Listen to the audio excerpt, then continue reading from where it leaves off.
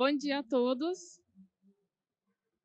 Meu nome é Gabriela, sou engenheira florestal, sou analista de projetos na Secretaria-Geral de Governo e atuo como analista de projetos na Gerência de Transporte e Mobilidade, daqui do estado de Goiás.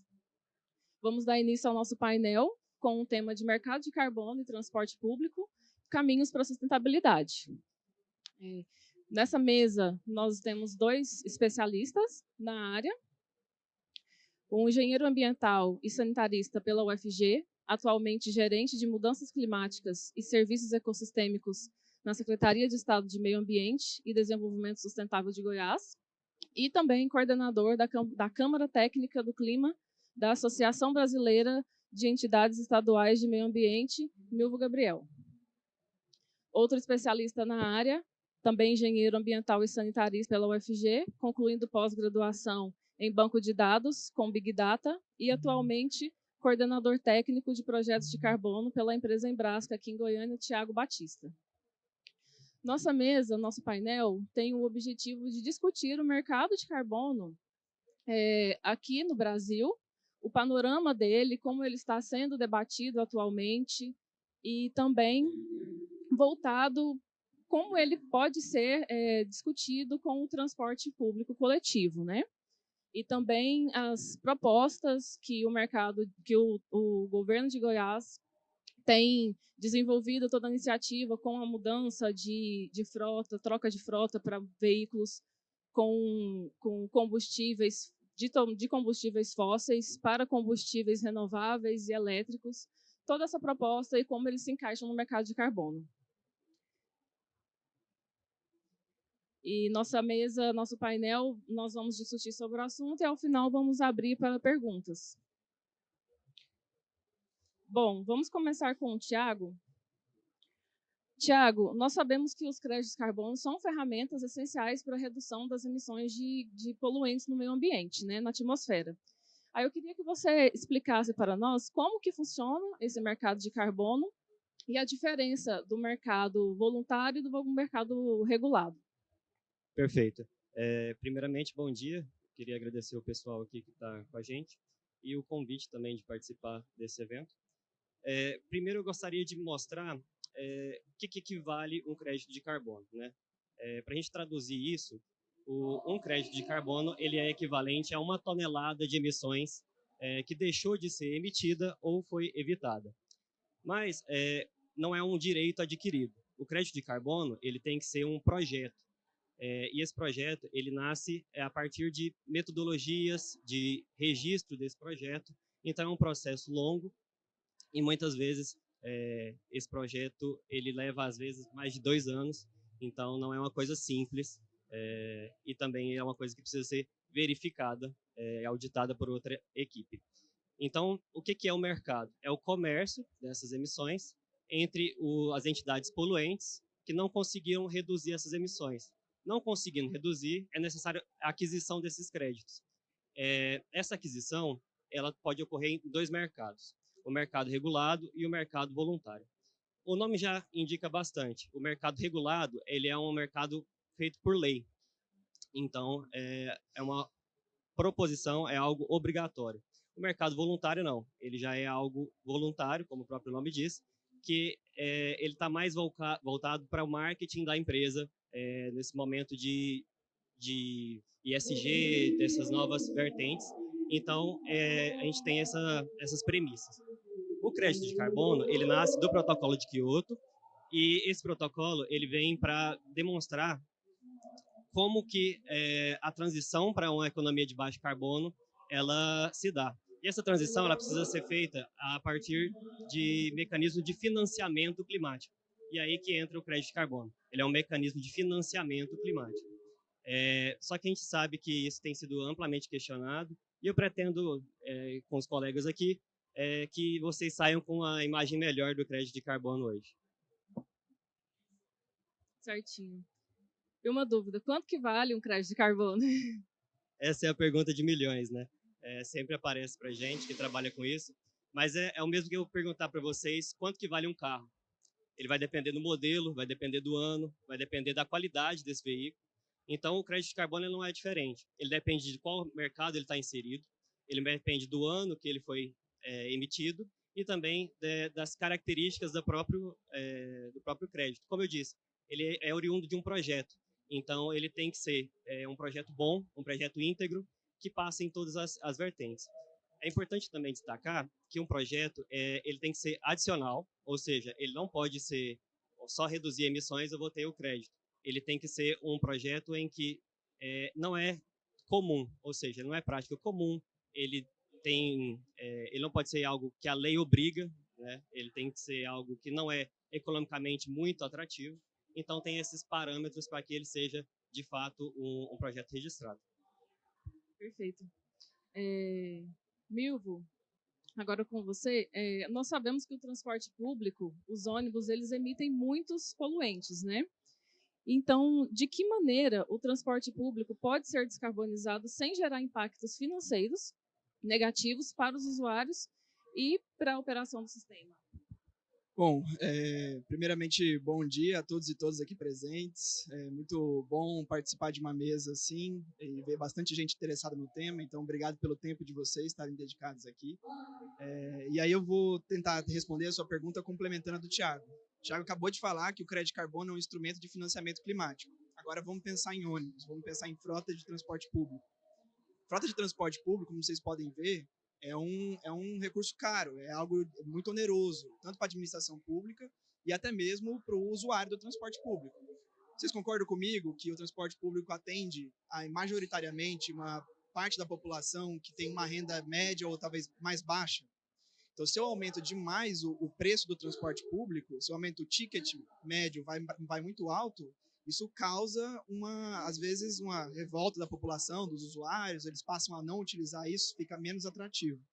Então, nessa transição para um meio de transporte mais eficiente ou descarbonizado, com energias renováveis, por exemplo, como biocombustíveis ou até mesmo elétrico, a gente precisa garantir que essa população que usa o transporte público não vai ter que pagar mais por isso. E aí vocês podem começar a entender o desafio aí, porque eletrificação ou modais diferentes com maior tecnologia, e aqui a gente tem uma feira de tecnologia, vocês sabem que tecnologias emergentes são mais caras. Então, quem paga a conta? Aí fica a dúvida. E aí a gente entra para o crédito carbono ou financiamento climático. Por que essa ideia da adicionalidade existe? Há muito tempo atrás, talvez uns 6, 7 anos, alguma coisa assim, as energias eólicas elas não eram tão rentáveis. Para você implementar um projeto de energia eólica era muito caro. Então, para viabilizar isso, eles pegavam quem era muito poluente e financiava o projeto de uma energia eólica, ou, por exemplo, de uma estação com várias turbinas eólicas, com esse dinheiro de quem estava poluindo. Então, é uma forma de você pegar o recurso de quem produz através de emissão de poluentes e investir na onde que tem essas tecnologias emergentes, mas que são mais caras. Então, vocês podem começar a entender que o crédito carbono, esse mecanismo de financiamento, ele pode ser utilizado para diminuir esse gap de preço que as pessoas teriam que pagar para um transporte mais eficiente ou até mesmo a administração pública por meio do uso do recurso público. Então, essa é a conta que a gente tem que fazer.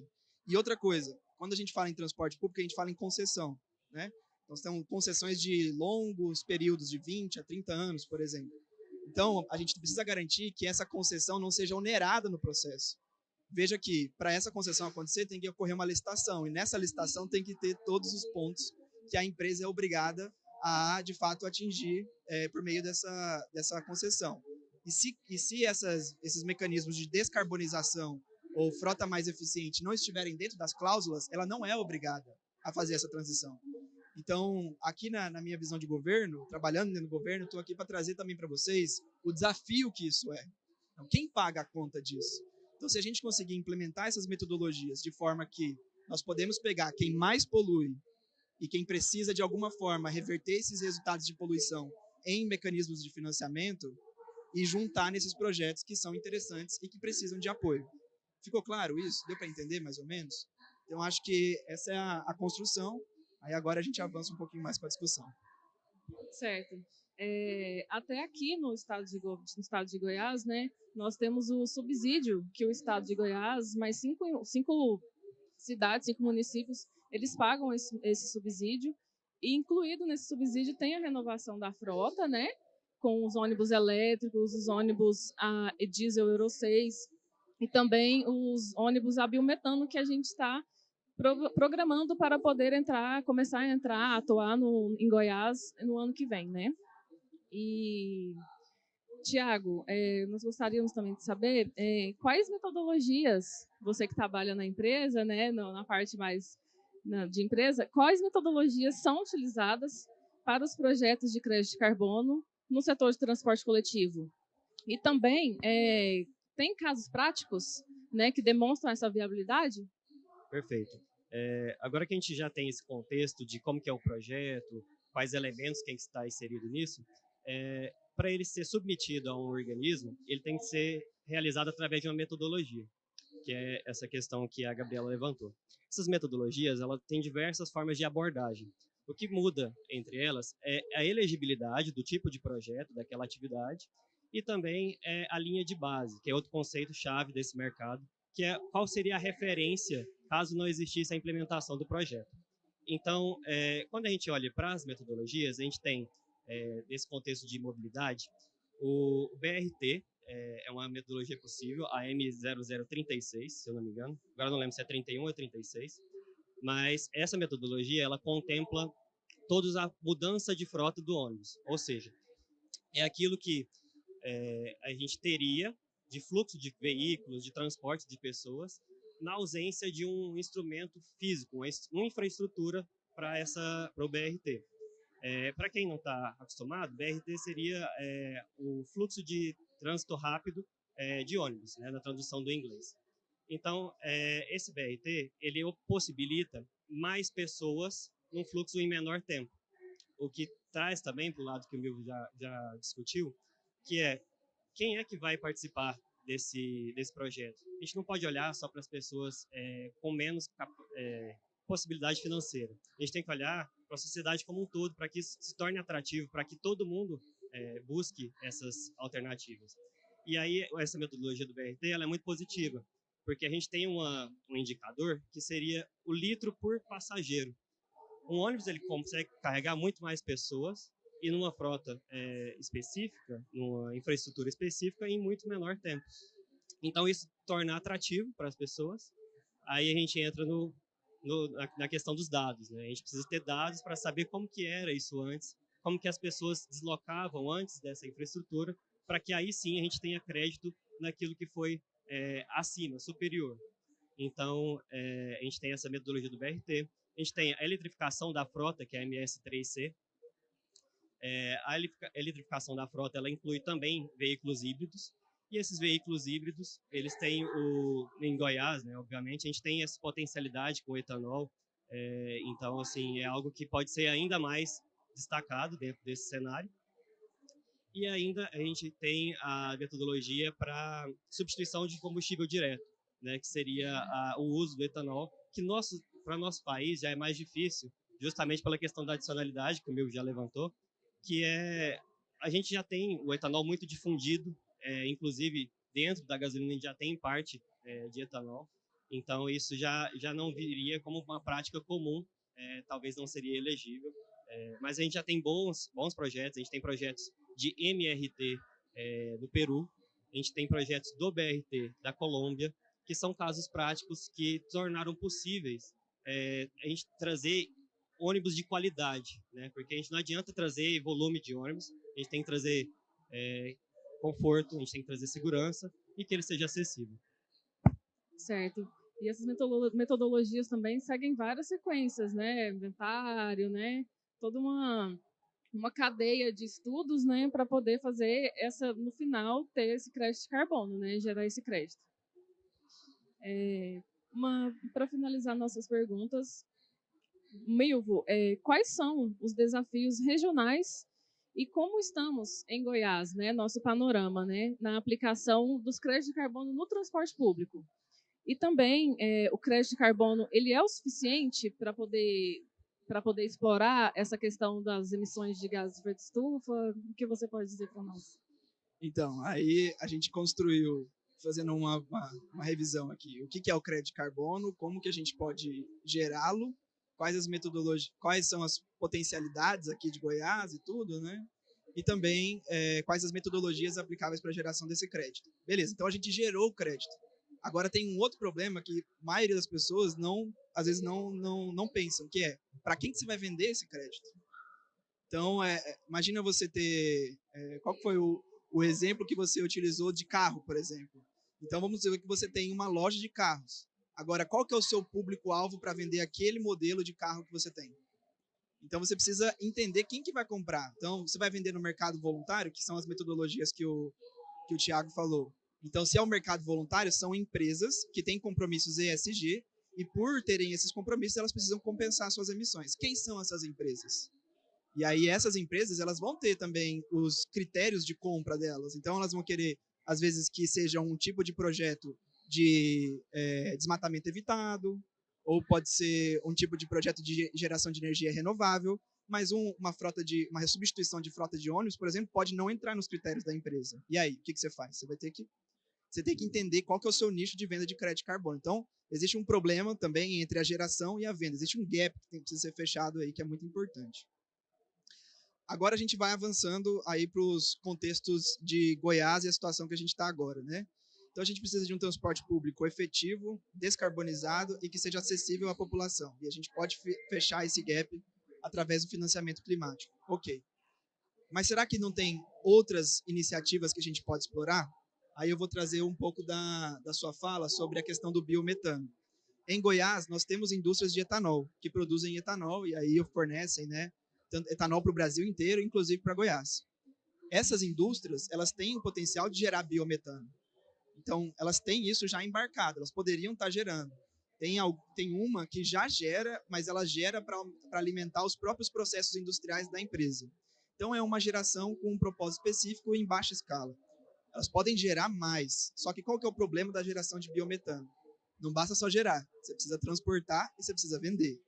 Para você, hoje, na tecnologia que a gente tem, nos preços que a gente tem, não seria custo efetivo você fazer um transporte do biometano gerado da unidade geradora para além de 300 quilômetros de raio dessa unidade, que daí começa a não valer mais a pena. E como que a gente pode fortalecer o negócio que está aqui em Goiás, que são as indústrias nossas que geram emprego, que geram renda para a população goiana, enquanto fornecendo um biocombustível que tem menor emissão de gases de efeito estufa para a frota de ônibus. A gente pode incentivar com que essas empresas gerem esse biometano e alimentem os ônibus da frota pública aqui, por exemplo, de Goiânia, que tem mais de 1.200 ônibus. Então, a gente começa a fazer algumas formas de conexão entre o gerador e o consumidor. E isso dentro do nosso próprio território, sem utilizar crédito de carbono. E esse é um ponto importante.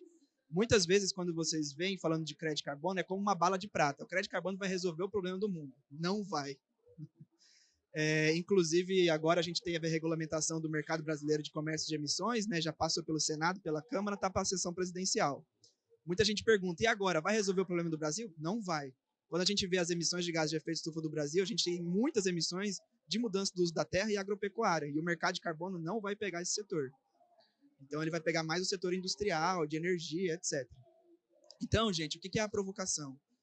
Não necessariamente a gente precisa utilizar somente a estratégia de geração de crédito de carbono. Ela pode ser utilizada, ela é um recurso, mas não somente esse.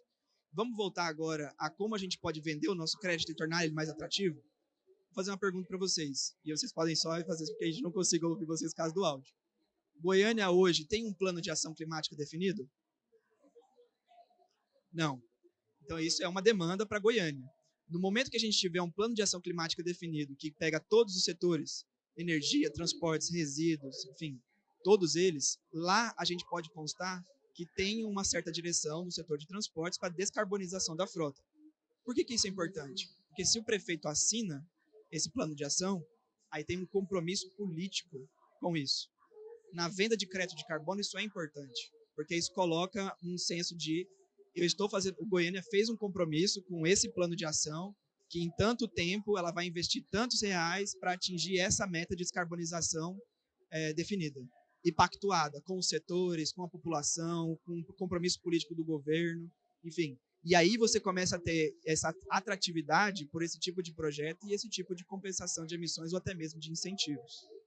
Então essas estratégias elas precisam ser vistas. E outra coisa, volto de novo ao fato de que nós estamos dentro de uma feira de tecnologia. Não, e o Thiago falou um ponto importante. Por mais que seja, por mais que seja uma forma da gente financiar essa descarbonização e principalmente com a visão social, ou seja, para a população de menor renda, a gente precisa garantir que o transporte público se torne mais atrativo para quem tem média renda ou alta renda.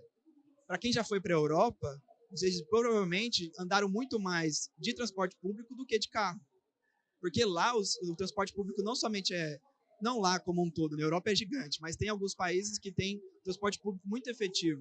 E que para você falar assim, nossa, eu não vou andar de carro, não faz sentido nenhum, eu vou chegar muito mais rápido, com muito maior conforto naquele lugar que eu preciso, utilizando o transporte público. Então, a gente precisa pensar não somente numa estratégia de descarbonização, num compromisso político, e numa estratégia de descarbonização com vários ovos nessa cesta, ou seja, crédito de carbono é só um desses ovos, mas a gente pode pensar nessa conexão entre negócios dentro do próprio estado. E aí, vou fazer retirar um ponto rapidinho, mas muitas vezes esses créditos de carbono que são gerados, projetos que geram crédito de carbono, não estão aqui em Goiás.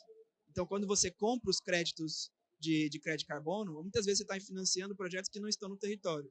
Então, quando você tenta financiar projetos de alguma forma, fazer mecanismos de financiamento dentro do território, você está gerando renda para dentro do território de descarbonização. Então aí a gente traça esse panorama desses desafios e como isso não é uma bala de prata. E aí agora a gente pode explorar mais dentro das perguntas que vocês tiverem, como que a gente pode avançar com isso e, enfim, também esclarecer quaisquer dúvidas que vocês tenham.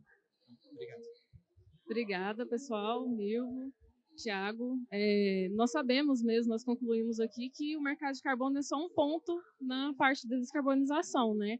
Para reduzir os efeitos estufa, né? No país, no estado, né? E agora nós vamos abrir para vocês. Quem tiver alguma dúvida, pode perguntar para a gente.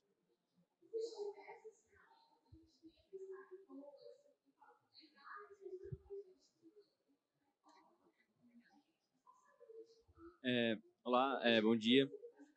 Eu queria perguntar aqui, assim, se esses planos de ação ambiental, assim, tanto no âmbito nacional, mas também, principalmente, como vocês estavam falando, no âmbito estadual, até municipal também, são tão importantes, por que hoje não tem uma agilidade para fazer esses planos? Porque, assim, não tem, né? Então, assim, quais são os motivos que levam, tipo assim, ficar postergando isso cada vez mais, assim, parece que nunca chega o momento de decidir, botar as cartas todas na mesa e decidir o que vai fazer, sabe?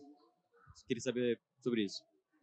Essa é uma pergunta fantástica, obrigado por ela. Seu nome é? Pedro. Pedro. Então, Pedro, são vários os fatores e eu vou listar algum deles para você, porque eu poderia ficar falando com você sobre isso por 5 horas aqui, tranquilamente.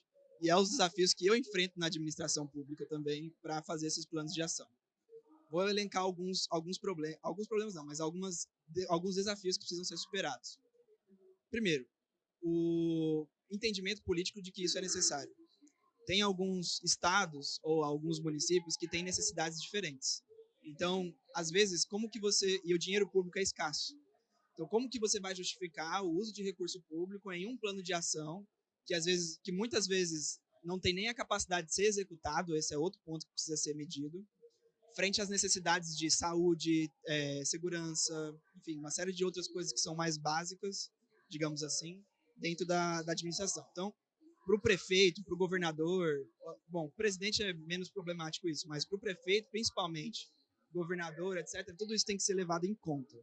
Então, beleza, você superou essa parte agora do compromisso político, você tem o aval para a gente seguir em frente. Ótimo. Agora, mudança do clima é um assunto transversal. Então, você tem mudança do clima em transportes, em energia, em resíduos, em segurança, em saúde, em uma série de fatores. Eu, por exemplo, trabalho no estado, eu tenho a gerência de mudanças climáticas, então nós da gerência fazemos esses planos. Mas quem executa esses planos? De fato, vai ser a Secretaria de Saúde, a Secretaria de Transporte, a Secretaria de Agricultura. Eles vão ser os, digamos assim, executores disso. Então, você concorda comigo que eles precisam participar e concordar disso? Então, é uma estrutura de governança participativa que precisa atuar para compor os indicadores para que a gente não faça só um papel, que a gente não gaste dinheiro público fazendo um papel apenas, que a gente possa executá-los com o compromisso dessas partes. Agora, também tem o envolvimento da população, que são, de fato, os beneficiários desse plano, porque esses planos vão impactá-los positivamente ou negativamente. Então, eles precisam participar disso. Então, toda essa estrutura é necessária. Beleza. Aí você tem agora uma estrutura que você precisa montar para fazer esses planos. Você tem ali uma gerência ou um departamento dedicado para isso. Você começa a elaborar esses planos. A média hoje da elaboração de um plano é de um ano e meio a 2 anos quando você começou a publicar, para fazer todo o estudo, todo o levantamento de dados, porque esse é outro ponto também que a gente trouxe aqui. Não basta você só querer fazer alguma coisa, você precisa ter informação, você precisa gerar dados. Se a gente não sabe quanto que a gente emite, onde que estão nossas vulnerabilidades, como que a gente vai fazer um plano? Então, para quem está começando nessa área, e Goiás estava, antes de existir a gerência, estava meio que congelada essa área, agora a gente tem que fazer esse trabalho de encontrar esses dados ou gerá-los ainda, para que a gente possa fazer um plano de ação efetivo. Você concorda comigo que se a gente fizesse um plano de ação agora com coisas muito básicas, a gente ia gastar 1 ano e meio, 2, e recurso público para não ter algo efetivo no final? Então tem todo um trabalho que precisa ser feito antes para gerar toda a base e a estrutura forte para que um plano se baseie e continue. E outra coisa também, a gente precisa garantir que esse plano não seja apenas um compromisso de governo, que seja um compromisso de Estado. Então, se o governo, daqui 2 anos, o governo pode mudar. Se o governo mudar, esse plano vai cair? Porque se ele cair, não adiantou nada. Então, a gente precisa ter certeza de que essa governança consiga segurar esse plano e exigir e demandar dele. Entende isso? Então, tem uma série de coisas que precisam ser feitas. Se a gente tem capacidade interna para fazer com dinheiro nosso, ou se a gente precisa contratar uma consultoria. O processo de licitação para contratação de consultoria, e a licitação é uma competição, né? Por, enfim, preço médio ou algo assim, é no mínimo aí entre 6 a 8 meses. Então, para eu começar o processo, até eu contratar a consultoria, para começar o processo, daí seus 2 anos de publicação, já foi mais da metade da gestão que entrou, se ela começou isso logo no começo. Então, alguns desafios, mas isso não é desculpa, temos que fazer, e estamos fazendo, e aí eu podia me expandir aqui um tempão, mas vocês podem ver lá no site da SEMAD sobre os nossos planos e programas para conhecer melhor. Boa tarde, Sofia. Pessoal, primeiro só convidar a todos, temos ônibus a biometano em exposição na área Open, ao lado do futebol de drones, tá? Fiquem à vontade para ir lá. A minha pergunta é com relação à garantia de que o mercado de carbono ele seja um redutor, né, da emissão dos gases. Quais os mecanismos para garantir isso? Maravilha, Sofia. Sua pergunta é muito importante para a gente olhar para o espectro acadêmico, né? O crédito de carbono ele é amplamente questionado.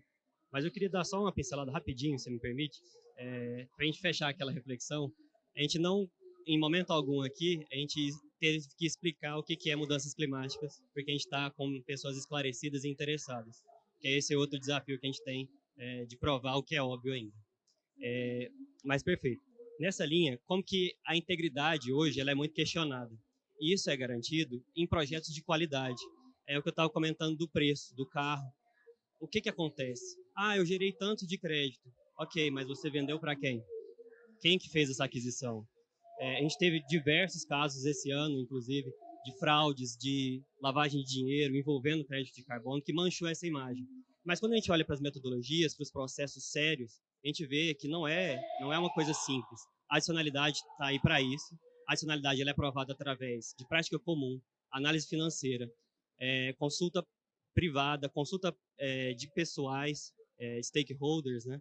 Então, assim, são várias camadas ali para garantir isso. E as metodologias também têm essas camadas, que é a linha de base de cada metodologia. Quando você trata do biometano, a gente tem que olhar dentro da nossa prática comum, né, do nosso cenário comum. A gente não tem uma frota ampla de biometano, principalmente no estado. Então, a gente trazer isso é uma melhoria, é uma garantia de que isso precisa acontecer, e isso tem um custo muito alto. E esse custo ele pode ser, de fato, acontecer através do crédito de carbono. Espero que essa mensagem e essa imagem tenha sido clara para todo mundo. Um último complemento, né? Eu acho que isso abrange muito também a parte do mercado voluntário, mas o mercado regulado também é uma forma de garantir que isso aconteça. O mercado regulado instituído por lei, ele tem comitês, tem uma parte que vai só administrar esse mercado, que vai fazer inclusive o controle de preços e vai gerenciar todas as empresas ou negócios que vão estar submetidos a esse mercado por um teto de emissões. No caso do Brasil, a gente não trabalha, o Sistema Brasileiro de Comércio de Emissões não vai ser um comércio de taxas, vai ser um comércio de cap and trade, que é, você coloca um teto de emissões, se você passou desse teto, você tem que comprar de alguém que não passou. E se você, obviamente, se você foi para baixo, né, se você deixou de emitir, então você pode vender para quem passou desse teto. E aí você começa a incentivar uma política de incentivos, né, para que essa transição aconteça por meio de lei. Ou seja, é uma obrigação legal deles fazerem. Então, essa é uma forma de garantir que isso seja feito.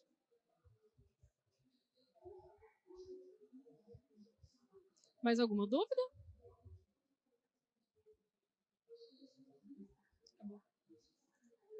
Bom, nós vamos finalizar aqui nosso painel. Muito obrigada pela presença de todas, aos especialistas no assunto. Qualquer coisa, qualquer dúvida, vocês podem entrar em contato com a SEMAD e também com a Secretaria-Geral de Governo na Gerência de Transporte e Mobilidade sobre o assunto, tá bom? Obrigada, pessoal.